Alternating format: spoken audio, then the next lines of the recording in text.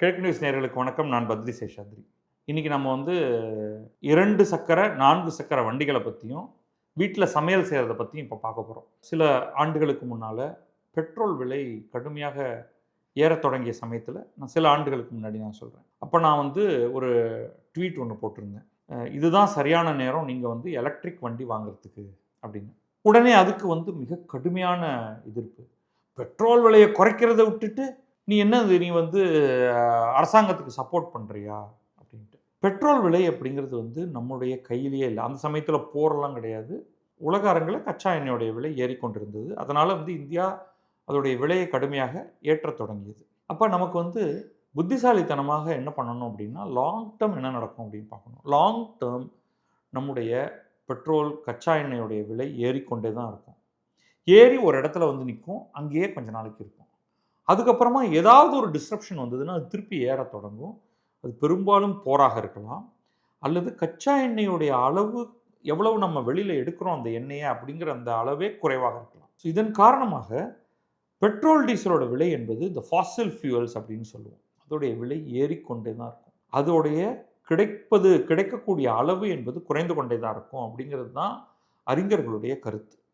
அதன் காரணமாகத்தான் நம்ம இன்னைக்கு எலக்ட்ரிக் வண்டிகள் மீது மிகப்பெரிய ஆர்வத்தை செலுத்திக் கொண்டிருக்கிறோம். ஆனால் இந்த வண்டிகள்ல நிறைய சிக்கலும் இருக்கு. நான் கிட்டத்தட்ட 10 வருடத்துக்கு மேலாக எலக்ட்ரிக் டூ வீலர்ஸை நான் ஓட்டிட்டு இருக்கேன்.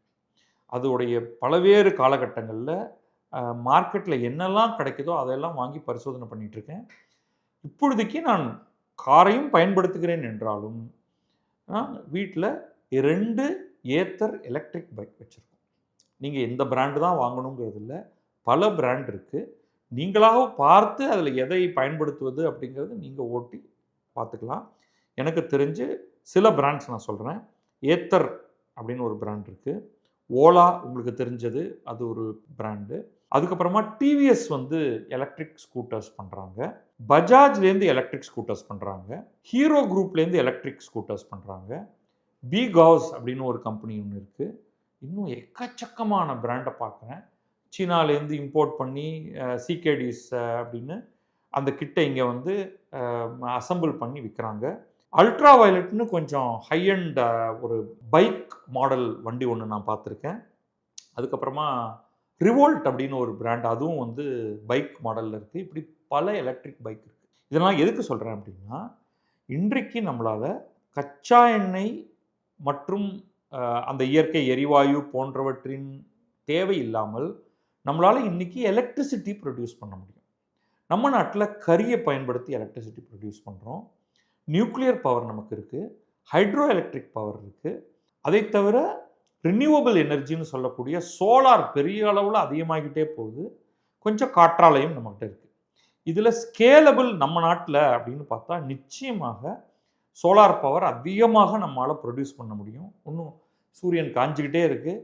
நம்ம அந்த அசெம்பிள் பண்ணி அந்த சோலார் பேனல்ஸ்லாம் போட ஆரம்பித்தோம்னா கமர்ஷியலாகவும் வீட்டுக்கு மேலேயும் போட்டால் வேண்டிய அளவுக்கு மின்சாரத்தை நம்ம தயாரிக்க முடியும். அதே மாதிரி உங்களுக்கு நியூக்ளியர் பவர், இதில் தனி மனிதர்கள் ஈடுபட முடியாது. அரசு மேலும் மேலும் மேலும் மேலும் நியூக்ளியர் பவர் பிளான்ட்டை உருவாக்குவதன் மூலமாக நம்முடைய டோட்டல் பவர் ப்ரொடக்ஷனில் ஒரு கணிசமான அளவுக்கான பவரை நியூக்ளியர் மற்றும் ரினியூவபிள்ஸ் மூலமாக கொண்டு வர முடியும். கூடவே நிறைய பொல்யூஷன் இருக்குது என்றாலும் நம்மிடம் நம்ம கரி நிறைய கிடைக்கிறதுனால லிக்னைட் இருக்குது. அதனால் நம்ம அனல் மின் நிலையங்களையும் ஏற்படுத்தி மின்சாரத்தை அதிகப்படுத்த வேண்டும். இதை ஒரு பக்கம் வச்சுப்போம். இப்போ வண்டி ஓட்டுறதை விட மிகப்பெரிய பிரச்சனை இப்போ வந்திருக்கு நமக்கு. ஈரான் போர் தொடங்கியதிலிருந்து நமக்கு வர வேண்டிய இயற்கை எரிவாயு சப்ளை ரொம்ப கடுமையாக பாதிக்கப்பட்டிருக்கு. மிக கடுமையாக பாதிக்கப்பட்டிருக்கு. நேற்றைக்கு பெங்களூரில் இருக்கக்கூடிய உணவகங்கள்லாம் அவர்களுடைய அசோசியேஷன் சொல்லிட்டாங்க, இன்று முதல் இன்றைக்கு உணவகங்கள் இயங்க போவதில்லை, நாளைக்கு என்ன ஆகும்னு தெரியாது. ஏன்னா கமர்ஷியல் ரெஸ்டாரண்ட்டுக்கு தரக்கூடிய கேஸ் சிலிண்டர்ஸ் எல்லாத்தையும் நிறுத்திட்டாங்க. அவங்களுடைய பயன்பாடு ரொம்ப அதிகம். அப்போ அடுத்தது வீடுகளுக்கு 25 நாட்களுக்கு ஒரு முறை தான் நீங்கள் சிலிண்டர் புக் பண்ண முடியும்னு சொல்லிட்டாங்க. சிலிண்டரோட விலையை ஏற்றிட்டாங்க. இந்த சப்ளை நார்மல் ஆகுமா அப்படிங்கிறதும் தெரியல. Already there is a rationing going on. ஆனால் என்னுடைய வீட்டில் நாங்கள் பயன்படுத்துவது, நான் நல்லா சமைப்பேன், உங்களுக்கு சொல்லிக்கிறேன். தினமும் நானும் என் மனைவியும் சேர்ந்து தான் சமையல் செய்கிறோம். நாங்கள் பயன்படுத்துவது இண்டக்ஷன் ஸ்டவ். இது எப்போ ஆரம்பித்தோம் அப்படின்னா, என்னுடைய எஸ்டிமேட்டில் கிட்டத்தட்ட ஒரு 6 ஆண்டுகளாக நாங்கள் வந்து கேஸ் அல்லாத இண்டக்ஷன் ஸ்டவ்வில் தான் முழு சமையலை செய்கிறோம். கொஞ்சம் காரணங்களுக்கு கேஸ் அடுப்பை பயன்படுத்துகிறோம். இந்த நெருப்பு தேவைப்படுது. இண்டக்ஷன் ஸ்டவ்வில் நெருப்பு கிடையாது, புகை கிடையாது, அது எதுவும் எரிபடுவதில்லை. இண்டக்ஷன்ங்கிறது எலக்ட்ரிசிட்டி மேக்னட்டிசம், எலக்ட்ரோ மேக்னட்டிக் அடிப்படையை கொண்டு அதன் மேலே நீங்கள் வைத்திருக்கக்கூடிய ஸ்டெயின்லெஸ் ஸ்டீல், எவர் சில்வர் சொல்கிறோம் இல்லையா, அது அல்லது இரும்பு பாத்திரங்களாக இருந்தால் அந்த பாத்திரம் அந்த அடுப்பின் மேலே வச்சாலே அது சூடாக ஆரம்பிக்கும், நெருப்பு கிடையாது. இதை தவிர இன்னொன்று இருக்குது எலக்ட்ரிக், அதுக்கு அடுத்து வர இந்த இண்டக்ஷன் ஸ்டவ் மேலே நீங்கள் சர்வசாதாரணமாக என்னென்னலாம் செய்ய முடியும், வெந்நீர் போடுவதிலிருந்து ஆரம்பித்து பால் காய்ச்சுவதிலிருந்து குக்கர், இன்றைக்கி நீங்கள் ப்ரெஷர் குக்கர் வாங்கணும் கடையிலன்னா நீங்கள் பார்த்தீங்கன்னா அதுலேயே வந்து எலக்ட்ரிக் இண்டக்ஷன் ஸ்டவ் ரெடி அப்படின்னே போட்டிருப்பாங்க. அப்போ அது என்னென்னா அது ஸ்டெயின்லெஸ் ஸ்டீலாக இருக்கணும். அலுமினியத்தை இதன் மேலே வைக்க முடியாது. அலுமினியம், காப்பர் போன்ற ஸ்டீல் இல்லாத, இரும்பு இல்லாத வேறு எந்த பாத்திரத்தையும், ஈயச்சொம்பு, பொதுவாக நம்ம சமையலில் மண் அதெல்லாம் வச்சு குக் பண்ண முடியாது. இண்டக்ஷன் ஸ்டவ்வுக்கு கட்டாயமாக எவர் சில்வர் வேண்டும். அலுமினியம் வேலை செய்யாது, செம்பு பித்தளை வேலை செய்யாது, ஈயம் வேலை செய்யாது, மண் வேலை செய்யாது, கல் சட்டியில் சில பேர் சமையல் பண்ணுவாங்க, அதெல்லாம் வேலை செய்யாது. ஆனால் எவர் சில்வர் பாத்திரத்தை வச்சிங்கன்னா, இரும்பு பாத்திரம் பெருசாக நம்ம பண்ணுறதில்ல, இரும்பு வானொலி இருக்குது, பட் பெரும்பாலும் இன்றைக்கி நீங்கள் எவர் சில்வர் பாத்திரங்களை வைத்து சமையல் பண்ணுகிறீங்கன்னா ஸ்டெயின்லெஸ் ஸ்டீல் பர்ஃபெக்டாக ஒர்க் பண்ணும். கடையில் ப்ரெஷர் குக்கர் விற்கக்கூடிய நிறுவனங்கள் எல்லாமே எவர் சில்வர் குக்கரில் இன்றைக்கு அதை நீங்கள் கேஸ் அடுப்புலையும் வைக்கலாம், அப்படியே தூக்கி நீங்கள் வந்து இண்டக்ஷன் ஸ்டவ்லையும் வைக்கக்கூடியது மாதிரியான பாத்திரங்கள் இன்றைக்கு கிடைக்கின்றன. அதில் நான் சொன்னேன், நீங்கள் வந்து காஃபி போடுறதுக்கோ டீ போடுறதுலேருந்து ஆரம்பித்து பால் காய்ச்சறதுலேருந்து ப்ரெஷர் குக்கர் வந்துருச்சுன்னா, ப்ரெஷர் குக்கரில் சாதம் நீங்கள் தயாரிக்கலாம், பருப்பை வேக வைக்கலாம், இட்லி பண்ணலாம். சில இதில் பிரச்சனை இருக்குங்கிறதையும் சேர்த்தே நான் சொல்லிடுறேன். அதுக்கு என்ன மாற்று அப்படிங்கிறதையும் நான் சொல்லிடுறேன். நீங்கள் பண்ண வேண்டிய பெரும்பாலான அனைத்து வகை தென்னிந்திய உணவுகளை பண்ணலாம். சைவம் அசைவம் எல்லாவற்றையும் பண்ண முடியும். இன்னொரு பக்கம் ரொம்ப நாளாகவே நான் அதாவது வந்து கடந்த 25 ஆண்டுகளாக அரிசியை சாதமாக்குவதற்கு நான் எலக்ட்ரிக் குக்கரை தான் பயன்படுத்திகிட்டு இருக்கேன். அந்த எலக்ட்ரிக் குக்கரில் இது ஜாப்பனீஸ் இன்வென்ஷன். இன்றைக்கி பேனசானிக் பிராண்டு, அது தவிர பல பிராண்டில் வந்துருச்சு. நீங்கள் என்ன பல்வேறு சைஸில் இருக்குது, ப்ரில்லியண்ட்டாக அது வேலை செய்யுது. அது மாட்டுக்கு ஒரு இடத்துல நீங்கள் வந்து அரிசியை களைஞ்சி தண்ணியை ஊற்றி தூக்கி மூடி வச்சிட்டிங்கன்னா அது ஒரு குறிப்பிட்ட நேரத்துக்கு பிறகு தானாகவே அது வந்து சோறாக ஆகிவிடுகிறது. அதுலேயே இன்றைக்கு இன்ஸ்டன்ட் பாட் வித் கேஸ்கெட்டோட ப்ரெஷர் குக்கிங் வந்துருச்சு. இப்போ இன்னும் வேகமாகவும் இன்னும் சிறப்பாகவும் சமையல் செய்கிறதுக்கு வந்துருச்சு. Programmable cook pots.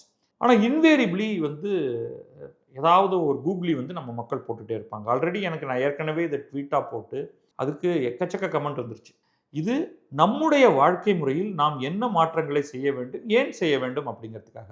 எப்பயிலிருந்தோ நான் வந்து எலக்ட்ரிக் சார்ந்த சமையலை நோக்கி நகர ஆரம்பித்து விட்டாயிற்று. ஏன்னா நம்ம வந்து சமைக்கும் பொழுது கிச்சனில் நெருப்பு இருக்குது அப்படின்னா நீங்கள் ஃபேன் போட முடியாது. அப்போ அங்கே வந்து இப்போ சென்னை மாதிரியான இடத்துல வேர்த்து விறுவிறுத்து சமையல் செய்கிற இடத்துல நீங்கள் நன்றாக இந்த எலக்ட்ரிக் மற்றும் இண்டக்ஷன் ஸ்டவ்வை வைத்து நீங்கள் சமைக்கும் பொழுது ஃபேன் போட்டுட்டு ரொம்ப பிரச்சனையே இல்லாமல் ஒரு வெப்பமும் சூடும் இருக்கக்கூடிய இடத்துல நன்றாக உங்களால் சமையல் செய்ய முடியும். அடுத்தது இதெல்லாம் வந்து மிடில் கிளாஸுக்கு தான் சாத்தியம். இதெல்லாம் 1000 ரூபா 2000 ரூபா சமாச்சாரம். It is so highly efficient. ஒரு நெருப்பு என்ன பண்ணுது அப்படின்னா, நெருப்பு கொடுக்கக்கூடிய வெப்பத்தில் ஒரு பகுதி தான் நீங்கள் சமைக்கக்கூடிய பாத்திரத்துக்கு டிரான்ஸ்ஃபர் ஆகுது, மீதி எல்லாம் வெளியில் ரேடியேட் ஆகுது. அதன் காரணமாக பெரிய எஃபிஷியன்சி லாஸ் இருக்குது. நம்ம விறகுலேருந்து கறியிலேருந்து மண்ணெண்ணெயிலேருந்து கேஸ் சிலிண்டருக்கு இப்போ தான் வந்திருக்கோம் அப்படின்னு நீங்கள் பலர் நினைக்கிறீங்க. உண்மைதான் அது. இந்த முன்னாடி சொன்னதெல்லாம் மிக மிக மோசமான எரிபொருள்கள். அந்த மண்ணெண்ணெய் வரைக்கும், ஓகே, மண்ணெண்ணெய்க்கு முன்னாடி விறகு கறியெல்லாம் ரொம்ப மோசம். அதில் வந்து புகை வரும், மூச்சு திணறல் ஏற்படும், சமையலை பெரும்பாலும் செய்யக்கூடிய பெண்களுக்கு ரொம்ப ரொம்ப ரொம்ப கஷ்டத்தை கொடுத்தவை. அங்கிருந்து இயற்கை எரிவாயுக்கு மாறினது கேஸ் சிலிண்டருங்கிறது வந்து ரொம்ப முக்கியங்கிறதுனால தான் பலரும் வந்து இன்னைக்கு அவங்களுடைய தேர்தல் அறிக்கையில் நான் உனக்கு இப்போ லேட்டஸ்ட் வந்து விஜய் நான் ஆண்டுக்கு 6 கேஸ் சிலிண்டர்கள் இலவசமாக தருகிறேன் வேற சொல்லிட்டாரு. மற்றவங்கெல்லாம் நாங்கள் இப்போ வந்து பாரதிய ஜனதா அரசு நாங்கள் கேஸ் சிலிண்டரில் மானியம் தரோம் அப்படின்னு சொல்கிறாங்க. அது முக்கியங்கிறத நான் உணர்றேன். ஆனால் நீங்கள் அதற்கு அடுத்த இடத்துக்கு லீப் ஃப்ராக் பண்ணிடுங்கிறேன். யாரால முடியுமோ அவங்க பண்ணுங்க. இது வந்து ரொம்ப எளிதாக மிக குறைந்த செலவுலேயே இதை பண்ணிட முடியும். இதன் காரணமாக என்னவோ ரொம்ப பெரிய உங்களுடைய எலக்ட்ரிசிட்டி பில்லு வந்து வானத்தை நோக்கி பிச்சுக்கிட்டு போகும்னா அது உண்மையே கிடையாது. நீங்கள் உங்களுடைய சமையல் நேரத்தை வச்சுக்கிட்டு நீங்கள் கணக்கு பண்ணி பாருங்கள், மிக மிக குறைவு தான். நீங்கள் ஒரு நாளைக்கு ஏசிக்கு என்ன எலக்ட்ரிசிட்டி ஆகுதோ அதில் ஒரு ஃப்ராக்ஷன் தான் சமையலுக்கு செலவாக போகுது. ஸோ அதை மனசில் வச்சுக்கிட்டு நீங்கள் இதை கருத்தில் வச்சு இதை பயன்படுத்துங்க. இதோட கூட நான் வந்து இன்னும் ஒரு விஷயத்தை இதில் சொல்லணும் அப்படின்னு நினைக்கிறேன்னா, அதோட கூட இதில் என்ன சிக்கல் அப்படிங்கிற பார்ட்டியும் நான் சொல்லிடுறேன். ஒரு 3 விஷயத்துக்கு கேஸ் மாதிரியாக இருந்ததுன்னா அதனால் ஒரு சில பலன்கள் இருக்குது. பட் அதுக்கு முன்னாடி ஓப்போஸ் அப்படிங்கிற ஒரு வகை சமையலை பற்றி நான் சொல்லிடுறேன். OPOS அது வந்து ஒரு ட்ரேட்மார்க்டு சமையல் செய்யக்கூடிய ஒரு வழிமுறை. 1 pot 1 shot அப்படின்னு ஒரு ராமகிருஷ்ணன் அப்படிங்கிறவர் வந்து அதை ஒரு கான்செப்டாக அதை உருவாக்கினார். நீங்கள் அதை வந்து சர்ச் பண்ணி பார்த்து அது எப்படி இயங்குது அப்படிங்கிறதையும் பாருங்கள். இதை நாங்கள் வந்து பெரிய அளவுக்கு இன்றைக்கு பயன்படுத்திகிட்டு இருக்கோம்.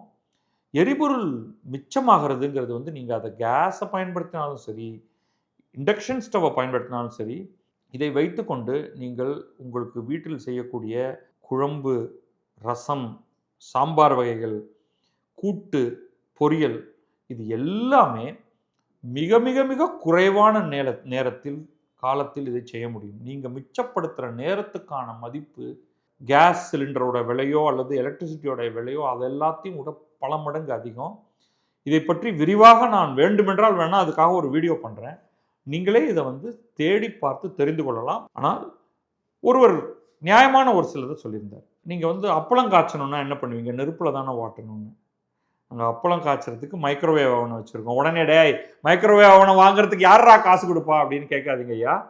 அது கூட உங்களுக்கு 5000 ரூபாய்க்கு வருது. சமையலுக்கு செலவு பண்ணாமல் நீங்கள் சட்டைக்கும் காலில் போட்டுக்கிற ஷூவுக்கும் செலவு பண்ணிகிட்டு இருக்கீங்க. சமைக்கிறதுக்கு செலவு பண்ணுங்கள். அதெல்லாம் இது அத்தனையும் உங்களுக்கு வந்து 10,000 ரூபாய்க்குள்ள எல்லாம் கிடைச்சிரும். வீட்டில் ஒரு ரெஃப்ரிஜிரேட்டர் வச்சுருக்கீங்க இல்லையா? ஏன் ரெஃப்ரிஜிரேட்டர் வச்சுருக்கீங்க? அதுக்கு என்ன காசு ஆகுது? எதுக்காக வச்சுருக்கீங்கன்னா உங்களுடைய இட்லி மாவு புளிச்சிடக்கூடாது, தயிர் புளிச்சிடக்கூடாது, பால் வீணாயிடக்கூடாது அப்படிங்கிறதுக்காக தானே ரெஃப்ரிஜிரேட்டர் வச்சுருக்கீங்க. ரெஃப்ரிஜிரேட்டர் வைத்திருக்கக்கூடிய அத்தனை பேரும் இதில் எல்லாத்துலையும் இன்வெஸ்ட் பண்ணலாம். மிக்சி வச்சுருக்கீங்களா இல்லையா? ஏன் வச்சுருக்கீங்க? கிரைண்டர் வச்சுருக்கீங்களா இல்லையா? ஏன் வச்சுருக்கீங்க? அதுக்கெல்லாம் செலவாகுது இல்லையா? அப்போ இது எல்லாவற்றும் அவசியமானது என்பதனால் நீங்கள் வாங்குறீங்க. எக்கச்சக்கமான பிராண்ட் இருக்குது, அதுக்கான ஒரு காசு இருக்குது. அதனால் உங்களுக்கு வந்து அஃபோர்டபுள் ரேட்டில் இது எல்லாம் கிடைக்கும். இந்த டெக்னாலஜிங்கிறது வளர்ந்தது. நீங்கள் நேராக எங்களுக்கு வந்து ஆர்டிஃபிஷியல் இன்டெலிஜென்ஸ்லாம் போய் குதிக்காதீங்க. சமையல் டெக்னாலஜி மிக அற்புதமாக வளர்ந்து வந்திருக்கு. அதையெல்லாம் ஒழுங்காக பார்த்தீங்கன்னாலே உங்களுக்கு தெரியும். இதை ஒழுங்காக வாங்கி பயன்படுத்துறது எப்படி அப்படிங்கிறதுலேருந்து நீங்கள் ஆரம்பிக்கணும். அதுதான் இங்கே முக்கியமானது. இப்போ வந்து இந்த ஓப்போஸ் பற்றி நான் சொன்னேன். அப்பளம் என்ன பண்ணுவேன்? அப்பளம் காய்ச்சறதுன்னா அப்படின்னா அதுக்கும் நெருப்பு தேவையில்லை. மைக்ரோவேவ் அவனில் வச்சா அதை விட அற்புதமாக அப்பளம் உங்களுக்கு ஒரு சொட்டு எண்ணெய் இல்லாமல் அப்பளம் எப்படி காய்கிறது, பொரியறது இல்லை அப்படின்னு பார்க்கலாம். இதில் இன்னும் பெரிய பெரிய ஸ்பெஷலிஸ்ட்லாம் இருக்காங்க. அந்த அப்பளத்தின் மேலே லேசாக எண்ணெயை தடவி அதே மைக்ரோவேவில் வச்சிங்கன்னா அது பொரிச்ச மாதிரி வரும். ஆனால் இன்றைக்கு நீங்கள் அப்பளம் பொரிப்பது அல்லது வடாம் பொரிப்பது, ஃப்ரை பண்ணணும் அப்படின்னா அதையும் இண்டக்ஷன் ஸ்டவ்வில் பண்ணலாம். ஒரே ஒரு வித்தியாசம், குழிந்த வாணலியை வைத்துக்கொண்டு செய்ய முடியாது. அப்போ கொஞ்சம் பட்டையான பேஸ் இருக்கக்கூடிய ஒரு வாணலியாக இருக்கணும். அதோடைய ஆயில் கன்சம்ஷன் கொஞ்சம் அதிகமாக இருக்கும். கேஸ் சிலிண்டரே இல்லைன்னா இதெல்லாம் நீங்கள் பண்ணுவீங்க, வேறு வழி கிடையாது. இப்போ இதற்கு பயன்பாட்டுக்கு இவற்றையெல்லாம் கொண்டு வருவதற்கு இப்பொழுதே நீங்கள் உங்களை தயார்படுத்தி கொள்வது நல்லது. இதெல்லாம் நல்லதுங்கிறத நீங்கள் நாளைக்கு உணர ஆரம்பிப்பீர்கள். அடுத்தது இன்னொருத்தர் எழுதியிருந்தார், தோசைக்கு வந்து இண்டக்ஷன் ஸ்டவ்வில் தோசைலாம் நல்லாவே வராது அப்படின்னு. ஒத்துக்கிறேன் நான். என்ன வித்தியாசம் அப்படின்னா, கேஸ் அடுப்பு அல்லது நெருப்படுப்பு அப்படிங்கிறது வந்து அனலாக் மாதிரி. அதாவது நீங்கள் வந்து இந்த நாபை திருகிறதன் மூலமாக அந்த நெருப்பின் அளவை கூடவும் குறைக்கவும் அழகாக செய்ய முடியும். கொஞ்சம் லேசாக திருப்பினீங்கன்னா கொஞ்சம் நெருப்பு அதிகமாகும், கொஞ்சம் குறைச்சிங்கன்னா கொஞ்சம் குறையும். ஆனால் இந்த இண்டக்ஷன் ஸ்டவ் எடுத்துக்கிட்டிங்கன்னா அது வந்து ஒரு டிஜிட்டல் முறையில் அது வந்து வெவ்வேறு அளவு ஹீட்டை ட்ரான்ஸ்ஃபர் பண்ணும். அது வந்து ஸ்மூத்தாக கண்டினியூஸாக முடியாது, ஜம்பில் தான் இருக்கும். அந்த ஜம்பில் இருக்கும் பொழுது ஒரு ஹையர் லெவல் ஒரு லோவர் லெவல் இதில் வந்து தோசை செய்கிறதுல சிக்கல் ஒரு சில பேருக்கு இருக்கலாம். பட் உங்களுக்கு ஒரு நல்ல நான்ஸ்டிக்கில் இதே இண்டக்ஷன் ஸ்டவ்வில் உங்களால் தோசையை செய்ய முடியும். வேணும்னா நான் வேணால் செஞ்சு காமிச்சு ஒரு வீடியோ போடுறேன், அதை வேணால் பாருங்கள். ஏன்னா நம்ம வந்து என்ன ஆயிடுச்சுன்னா அரசியல் பொருளாதாரம் அப்படின்னு பேசிட்டு ஜியோ பாலிட்டிக்ஸ் காரணமாக சமையல் சேனலாக கிழக்கு நியூஸ் பத்ரி சமைக்கிறார் அப்படின்னு ஒரு சீரீஸ் ஒன்று போடலாம். எப்படி வந்து சீரியஸாகவே அதை சொல்கிறேன். நான் அதை இண்டக்ஷன் ஸ்டவ்வை பயன்படுத்தி மைக்ரோவேவை பயன்படுத்தி கேஸே இல்லாமல் இந்த மாதிரி அப்பளம் காய்ச்சுவது எப்படி, இட்லி செய்வது எப்படி, தோசை வார்ப்பது எப்படி. ஆனால் எனக்கே ஒரே ஒரு சிக்கல், இந்த ஃபுல்கா பண்ணுறாங்க இல்லையா, அது வடநாட்டு உணவு, ஆரிய உணவு அப்படின்னு சொல்லி அதை தூக்கி போட்டுருங்க. அது நெருப்பில் வாட்டினா தான் அது நல்லாயிருக்கும். அதையும் நம்ம ஊர் சப்பாத்தி தோசைக்கல்லில் போட்டு அது மேலே நெய்யை ஊற்றி அதையும் பண்ணிடலாம், அது பண்ண முடியாதுங்கிறது இல்லை. ஆனால் அது வந்து நெய் சேர்க்காம உங்களுக்கு வந்து ஃபுல்கா பண்ணணும், அதை வந்து நெருப்பில் வாட்டணும்னா அது நெருப்பில் வாட்டினா தான் அது நல்லாயிருக்கும், நான் ஒத்துக்கிறேன். அது கொஞ்சம் சிக்கல். அந்த மாதிரி ஒரு விஷயத்துக்கு மட்டும்தான் வந்து நெருப்பு அப்படிங்கிறத எங்கள் வீட்டில் பயன்படுத்துகிறோம். மற்றபடி முழுமையாக கொஞ்ச நாளைக்கு ஃபுல்கா வேண்டாம், அதுக்கு பதில் நீங்கள் என்ன பண்ணிடுங்க, அதை வந்து பராத்தாவாக பண்ணி சாப்பிடுங்க. நமக்கு பண்ணுறதுக்கு மற்ற விஷயங்கள்லாம் இருக்குது. அதனால் நீங்கள் வந்து உங்களுடைய கம்ப்ளீட் ரேஞ்ச் ஆஃப் உணவை இண்டக்ஷன் ஸ்டவ்வில் செஞ்சிங்கன்னா வேகமாகவும் செய்ய முடியும். இந்த நேரத்துக்கு இது ரொம்ப அவசியம் அப்படிங்கிறதுனால இதை அறிமுகப்படுத்துகிறேன். மற்றபடி இன்றைக்கி வந்து நீங்கள் கவனிக்க கூட மாட்டீங்க. இப்படி நான் ஒரு வீடியோ போட்டால் நீங்கள் பார்ப்பீங்களா? என்னை திட்டுற சாக்கிலையாவது இதை கவனிச்சுட்டு வீட்டில் போய் இப்போ நான் 2 கான்செப்ட் சொல்லியிருக்கேன் உங்களுக்கு. Induction stove and induction related material, சமையல் பாத்திரங்கள். அடுத்தது 1 pot 1 shot அப்படிங்கிற முறை, ஓப்போஸ்னு. அந்த ஓப்போஸோடைய குக் பாட் அப்படிங்கிற முற்றிலும் எலக்ட்ரிசிட்டிலேயே வேலை செய்கிற ஒரு ப்ராடக்ட்டும் வச்சுருக்கேன். இப்போ அதை அவங்களே விற்பனையை நிறுத்தியிருக்காங்க. அதற்கு இணையான பொருள் ஏதாவது மார்க்கெட்டில் கிடைக்கும். அது வந்து ப்ரோக்ராமபிள் பாட். நீங்கள் அதில் வந்து எல்லா சமையலையும் பண்ண முடியும். சவுத் இண்டியன், நார்த் இண்டியன், உங்களுக்கு தேவையான அத்தனையும் பண்ண முடியும். இது அத்தனைக்குமான ரெசிபீஸோட எப்படி சமைப்பது அப்படிங்கிறதுக்கு நீங்கள் சொல்கிறேனே, பேசாமல் நம்ம வந்து ஒரு பேரலாக ஒரு ஆபத்து காலத்தில் சமைப்பது எப்படி, சாப்பிடுவது எப்படின்னு இதோடைய அடுத்த கட்டத்துக்கு போயிடுவோம். இன்றைக்கி ரெஸ்டாரண்ட்ஸ் எல்லாம் கேஸ் சிலிண்டர் கிடைக்கலன்னா இந்த நாட்டில் என்ன கலேபரம் நடக்கும் அப்படின்னு யோசிச்சு பாருங்கள். இன்றைக்கு நான் இருக்கக்கூடிய ஒரு பெரிய நெட்வொர்க், பிஎன்ஐன்னு பேர், பிஸ்னஸ் நெட்வொர்க் இன்டர்நேஷ்னல்னு, அதில் ஒரு ரிசார்ட் ஒன்று நடத்துகிற ஒரு போட்ட ஃபஸ்ட்டு நோட் என்னென்னா, இண்டக்ஷன் ஸ்டவ் விற்கிறவங்க யார் இருக்காங்க நம்ம நெட்வொர்க்லன்ட்டு. அத்தனை ரெஸ்டாரண்ட்டும் இன்றைக்கே அவங்களுக்கு பணம் ஒரு பொருட்டே கிடையாது, சின்னதோ பெருசோ அத்தனை பேரும் ஓவர் நைட் போய் இண்டக்ஷன் ஸ்டவ்வை வாங்க முடியும். இண்டக்ஷன் ஸ்டவ்வோடைய விற்பனை it's going to hit through the roof. கேட்டுக்குங்க இப்போவே கவனமாக. ஏன்னா டிஸ்ரப்ஷனே இல்லாமல் உங்களுக்கு இண்டக்ஷன் ஸ்டவ் ஃப்ரெண்ட்லி பாத்திரங்களில் சமைக்க முடியும். இண்டக்ஷன் ஸ்டவ்வுடைய வெயிட் என்ன இருக்கும்னு நீங்கள் நினைக்கிறீங்க? 2 கிலோ குறைவு. ஒரு அடுப்புங்கிறது லெஸ் தென் 2 kgs. நீங்கள் ஒரு 2 அடுப்பை ஒத்த கையில் அப்படியே சர்வசாதாரணமாக பையில் போட்டு தூக்கிட்டு போயிடலாம். நீங்கள் படம் பார்த்தீங்கனாலே உங்களுக்கு தெரியும். மிக மிக குறைந்த செலவில் 1500 ரூபாயிலிருந்தே ரேஞ்சில் கிடைக்குது. சாதாரணமான 5 amp 3 pin ப்ளக்கில் போட்டு வேலை செய்கிறதுக்கு சீரியஸான சஜஷனாக அதை நான் சொல்கிறேன், விளையாட்டுக்காக சொல்லலை.